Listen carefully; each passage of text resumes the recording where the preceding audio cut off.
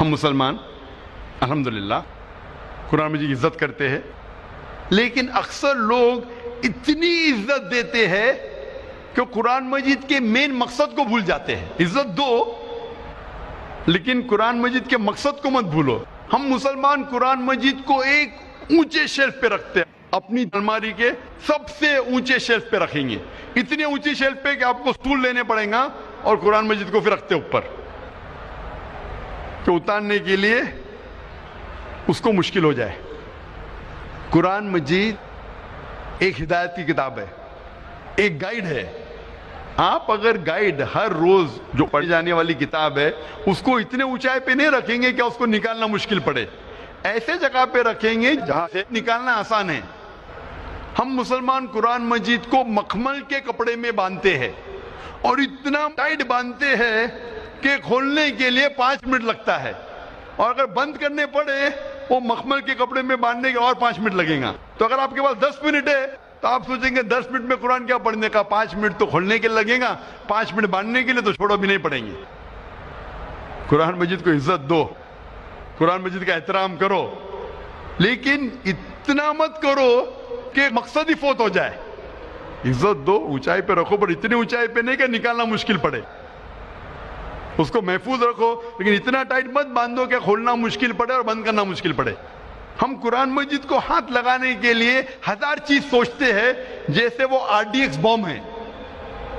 قرآن مجید کو ہاتھ لگانے کے پہلے ہم سوچتے ہیں کہ میں جوتے میں ہوں تو قرآن مجید کو ہاتھ لگا سکتا ہوں کہ نہیں، میں کھڑا ہوں تو قرآن مجید کو پکڑ سکتا ہوں کہ نہیں، میں ٹریول کر رہا ہوں، میں سفر کر رہا ہوں، قرآن مجید کو ہاتھ لگا سکتا ہوں کہ نہیں، کیا میں سفر میں پڑھ سکتا ہوں کہ نہیں، کیا میں جدھر کام کر رہا ہوں ادھر پڑھ سکتا ہوں کہ نہیں، کیا میں جوتے کے ساتھ ہاتھ لگا سکتا ہوں کہ نہیں۔ ہم 1000 سوالات پوچھتے ہیں قرآن مجید کو ہاتھ لگانے کے پہلے، جیسے وہ RDX بم ہے۔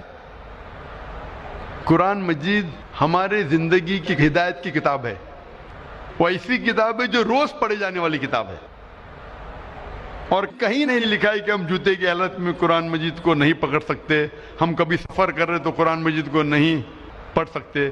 ہمارے اتنے خود کے شرائط ہے کہ یہ ہمیں قرآن مجید کو پڑھنے سے روکتے ہیں، یہ ہمارے بنائے ہوئے شرائط ہے جو قرآن مجید کو پڑھنے سے روکتے ہیں۔ یہ ہدایت کی کتاب ہے، اسے روز پڑھو۔ آپ جب عرب ممالک جائیں گے آپ دیکھیں گے عرب جب مسجد میں آتے ہیں نماز پڑھنے کے لیے، اور اگر چند منٹ باقی ہے، 10 منٹ باقی ہے، تو ضائع نہیں کرتے، کیا کرتے؟ فوراً قرآن مجید کو لیتے اور پڑھنے لگتے ہیں۔ جب اقامت ہو جاتی ہے قرآن مجید کو رکھ کے نماز پڑھنے لگتے۔ ہماری مسجد میں بھی آپ دیکھیں گے چند لوگ قرآن مجید پڑھتے، لیکن صرف سب سے پہلی صف میں، اول صف میں۔ دوسری صف میں آپ دیکھیں گے نہیں، کیوں؟ دوسری صف میں اگر کوئی قرآن مجید پڑھے گا تو کوئی آ کے ٹوکے گا، اس کی پیٹھ قرآن مجید پہ حرام۔